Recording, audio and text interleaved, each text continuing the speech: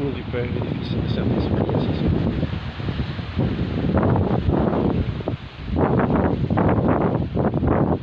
Aujourd'hui, suite à un commentaire que je viens de voir, je voudrais parler de ceux qui ont apporté le témoignage de Jésus.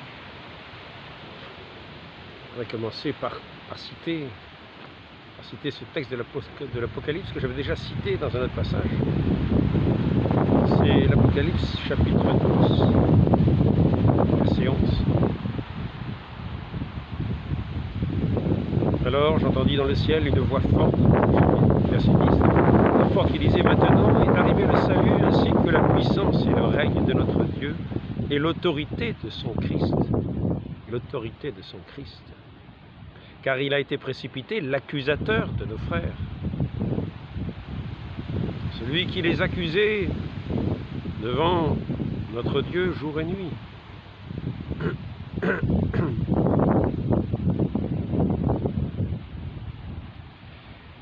Ils l'ont vaincu, non pas ceux qui accusaient, mais nos frères. Ils l'ont vaincu à cause du sang de l'agneau. Il nous a acquis le salut, cette grâce, cette force de l'Esprit Saint.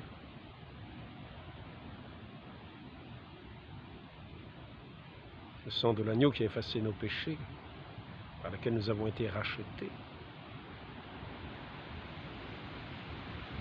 Ils l'ont vaincu à cause du sang de l'agneau, à cause du sang de l'agneau par l'exemple aussi. Celui qui a été immolé sur l'autel de la croix.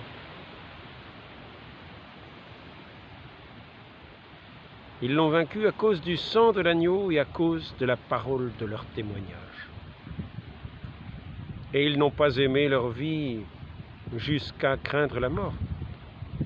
Et ici, au verset 17, le dragon fut irrité contre la femme et s'en alla faire la guerre au reste de sa descendance. Voilà, nous en arrivons à cette femme de la Genèse.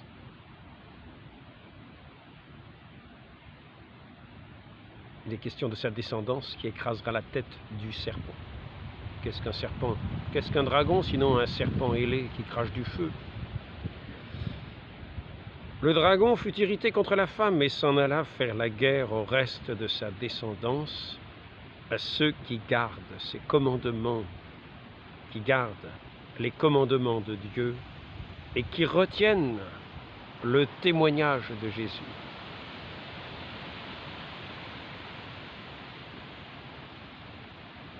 Il s'agit donc de vivre dans sa vie des commandements de Dieu, et de garder ce témoignage de Jésus, d'être un témoin de notre Seigneur Jésus-Christ. C'est par cette foi en notre Seigneur Jésus-Christ, ce qui nous rend vainqueurs du monde, c'est notre foi, c'est ce témoignage de notre Seigneur Jésus-Christ, par la parole dont ils furent les témoins.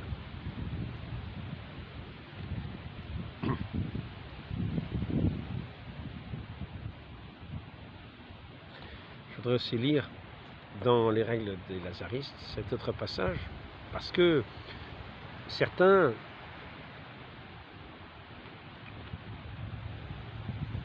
à la suite de certains mystiques pensent que l'Église doit passer par toutes les phases de la passion du Christ.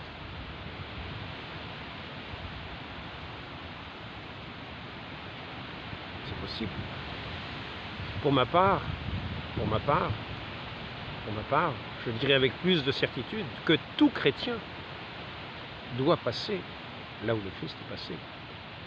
Que tout chrétien doit passer dans sa vie, s'il porte véritablement le témoignage du Christ, s'il marche à sa suite, s'il suit son divin maître.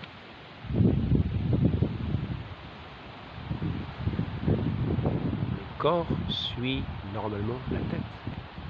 Et nous sommes tous des membres de son corps. Et donc, si nous sommes chrétiens, si nous appartenons au Christ, nous appartenons à cette divine tête que le monde a couronnée d'épines, savoir que nous marchons couronnés d'épines, car le Christ est notre tête. Et donc les humiliations que le Christ porte, nous les porterons avec lui.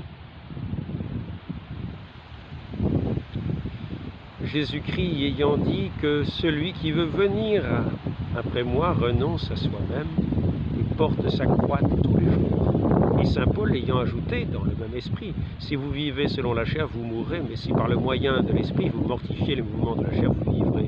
Chacun travaillera de tout son possible à cela, savoir continuelle mortification de sa propre volonté, de son propre jugement et de tous ses sens.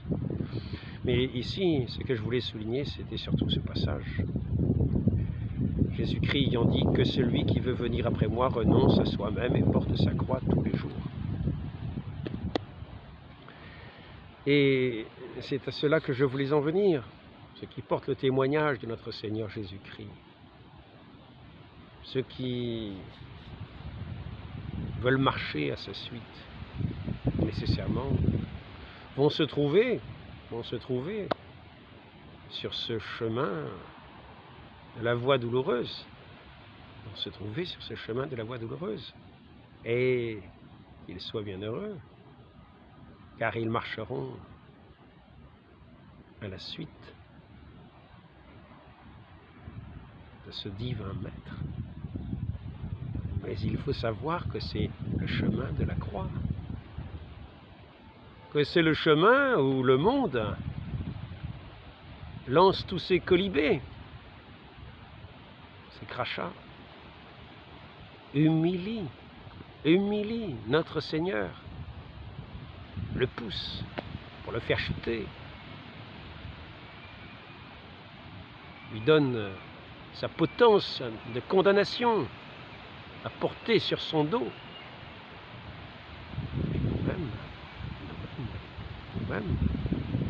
nous devons porter, si nous portons le témoignage de notre Seigneur, ce même poids des colibés du monde, car le monde est bouché. Le monde reste le monde. Le Christ a été le témoin du Père par excellence. Et il n'y aura jamais témoin plus lumineux que le Christ. Témoigner du Père, l'a envoyé. Cependant, à son témoignage, le monde n'a pas été sensible. Le monde l'a méprisé. Le monde l'a condamné, l'a rejeté. Et notre Seigneur n'a pas été abattu. Car notre Seigneur donne sa vie.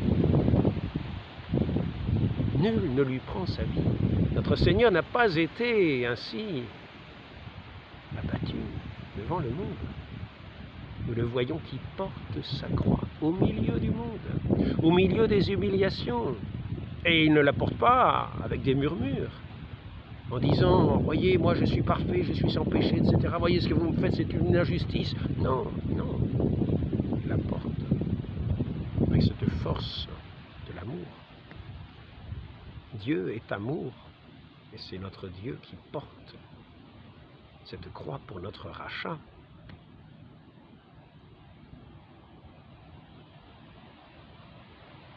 Rien ne peut vaincre l'amour. L'amour est invincible. L'amour est toute notre force. L'amour, c'est Dieu lui-même. Et ainsi, notre Seigneur abandonne au monde tout ce qui est du monde. Tout ce qui est du monde. Il le lui laisse, mais il marche, portant ce poids de cette condamnation que ce monde met sur son dos. Et il marche dans l'amour, pour le rachat de notre humanité.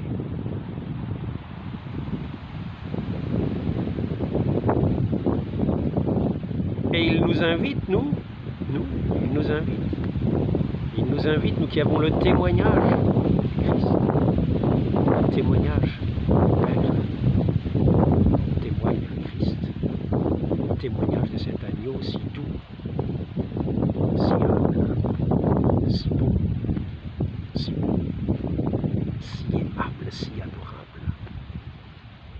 nous qui portons le témoignage du Fils. Nous devons marcher par cette grâce de Dieu, par cette grâce divine, par ce don de cet Esprit Saint qu'il nous donne, nous qui portons ce témoignage, qui avons hérité des arts de cet Esprit Saint, de cet esprit d'amour, de cet esprit de force, de marcher à sa suite sous les colibés du monde, sous les injures du monde, en gardant la douceur, en gardant la patience, en gardant la patience. Car si nous chutions, ce serait la condamnation du monde tout entier. Ce n'est pas ce que notre Seigneur est venu porter. Ni le monde est déjà jugé, c'est vrai. Mais il y a le monde qui est sous l'emprise de Satan. Et il y a ceux qu'il est venu libérer de ce monde. Et c'est pour cela que notre Seigneur avance sous les colibés, pour le témoignage du Père, pour l'amour du Père, et pour le salut de ceux qui marchent à sa suite, dans cet amour du Père, que le monde condamne et tient pour rien, pour méprisable. Si nous disons, soyons bien heureux, si nous sommes sur cette voie, subissant des injures, parce que nous voulons être fidèles à notre Seigneur. Pour ma part, je n'ai pas quantité d'injures. Je ne dois pas être suffisamment fidèle témoin de notre Seigneur. Notre Seigneur dit malheur à ceux qui ont les applaudissements. Et il m'arrive quelquefois d'avoir des gens qui sont contents et qui me disent d'une certaine manière, ils m'applaudissent. En particulier, ils sont contents de me voir quand je vais chanter les cantiques de la gloire de notre Dieu, et aussi pour un certain témoignage contre le monde.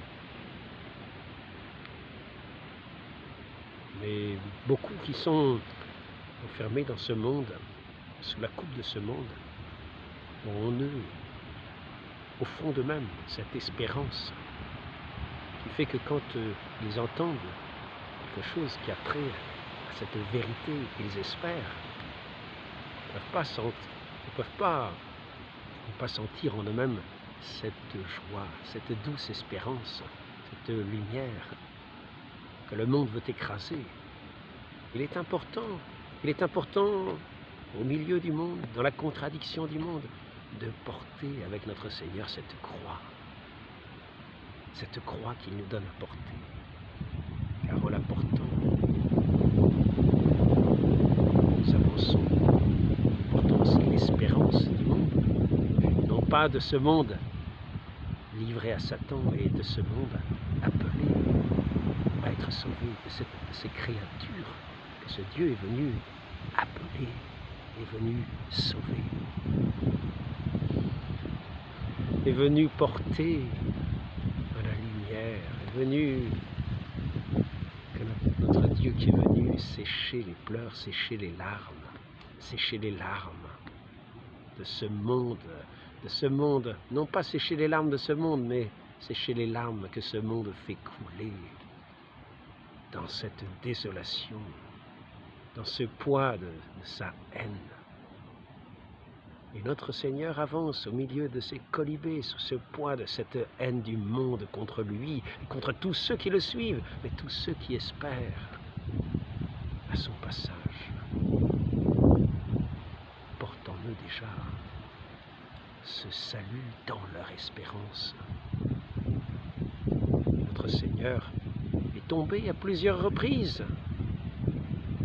Et à chaque fois s'est relevé, a eu la force de se relever sous ces abaissements du monde, de ces injures, de ces colibés,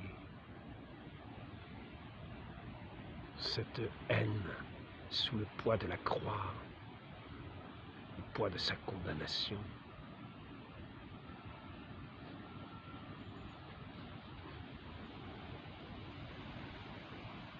Ainsi, soyons heureux, bien heureux.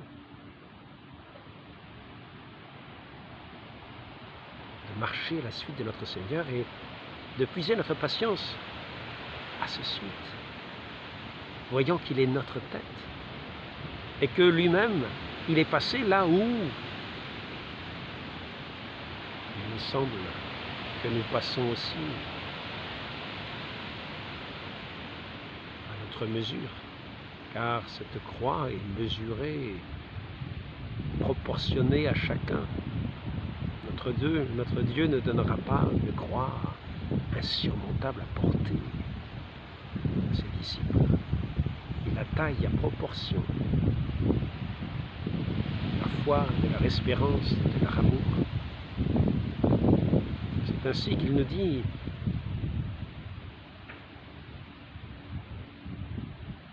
mon fardeau est léger, mon joug est aisé, mon fardeau est léger, mon joug est doux, parce que nous trouvons la douceur de l'amour, au creux de ces humiliations que le monde a fait peser sur nous.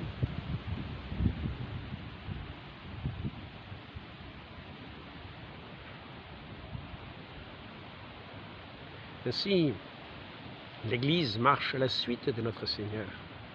Et c'est nous qui marchons à la suite de notre Seigneur. Nous ne nous attendons pas nécessairement à des... Peut-être, ceux qui ont parlé ainsi ont raison. Peut-être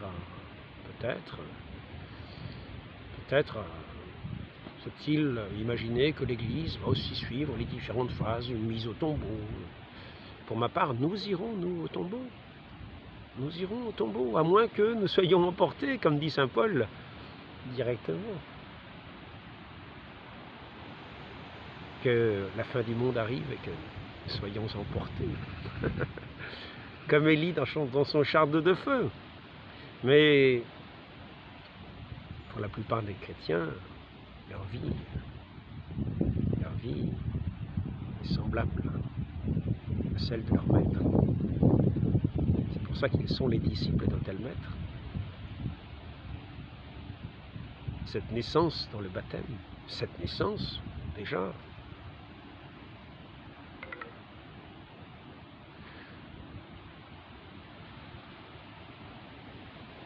dans la pauvreté, dans la nudité, ce n'est pas la crèche toujours, quelquefois ça peut être un palais, mais quand on adopte l'esprit du Seigneur, on adopte aussi son esprit de pauvreté, son esprit de pénitence, lui qui est le pénitent, c'est-à-dire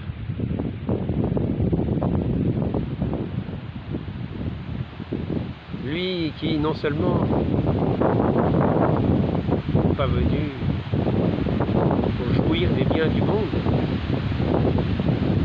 mais qui est venu donner sa vie.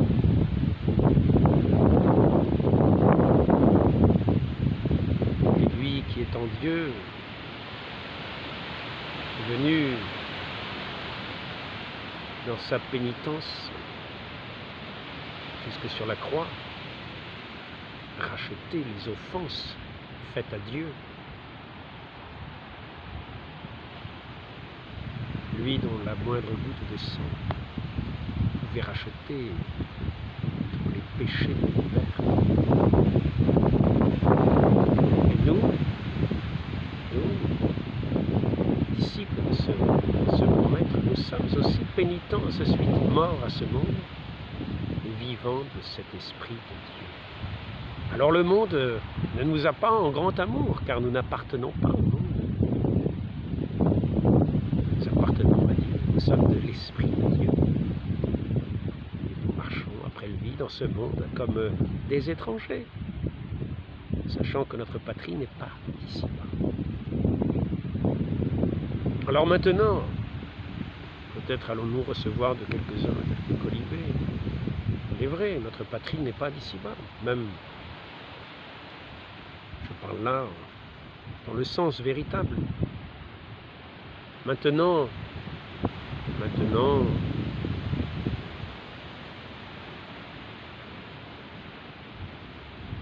ces sociétés qui veulent vivre chrétiennement doivent bien aussi s'organiser de manière à vivre chrétiennement. Si des sociétés peuvent arriver à vivre chrétiennement, comme nous avons vu que cela a pu se faire par le passé, cela se fera-t-il à nouveau à l'avenir? Est-ce que l'Église, dans le monde de ce temps, sera le levain qui fera que finalement tous les cœurs se tourneront petit à petit, convergeront vers leur Dieu?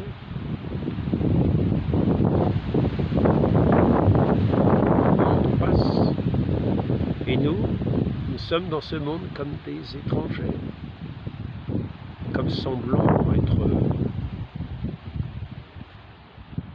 des témoins contre lui, dans ses manières d'agir, dans ses manières de faire. C'est ainsi que le monde nous condamne, nous qui portons le témoignage du Christ en lui. Donc, cet entretien va être une invitation à la patience et à savoir que nous ne sommes pas seuls. Effectivement, l'Église marche à la suite de notre Seigneur. Mais en fait, pensons bien que c'est nous qui marchons à la suite de notre Seigneur. Et donc, ayons bien présent notre Seigneur en tête. Lorsqu'il semble que nous subissons des colibés, des injures, des mépris, on va nous traiter de tous les noms. Représentons-nous notre Seigneur sur ce chemin de croix et marchons tranquillement à sa suite avec cette patience qu'il a eue, son couronnement d'épines, ce couronnement que le monde lui met par dérision. Sachons aussi l'accepter de la même manière. De la même manière, notre Seigneur est notre tête. Nous sommes son corps. Nous sommes ses membres. Soyons heureux de marcher à sa suite. Prenons comme école ces paroles adressées à tous les bienheureux des béatitudes. Lisons-les, méditons-les et surtout, voyons toujours celui qui est le chef du prédestiné, celui qui accomplit ces béatitudes, notre Seigneur Jésus-Christ. Soyons toujours unis à lui, en toutes choses dans notre chemin. Nous qui avons été greffés à lui par le baptême.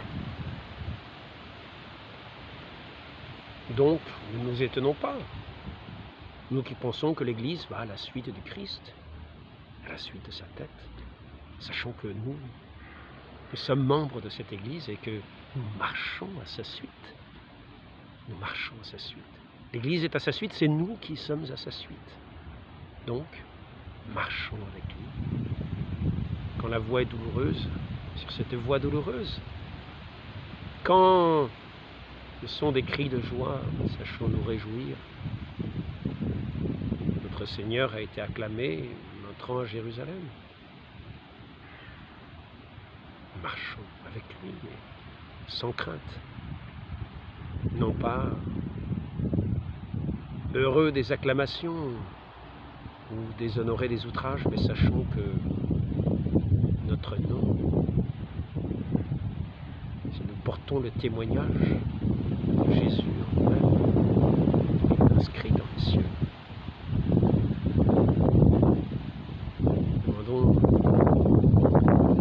Demandons cette grâce de marcher toujours à la suite de notre Seigneur, à sa très sainte mère, elle qui est cette étoile dans le ciel,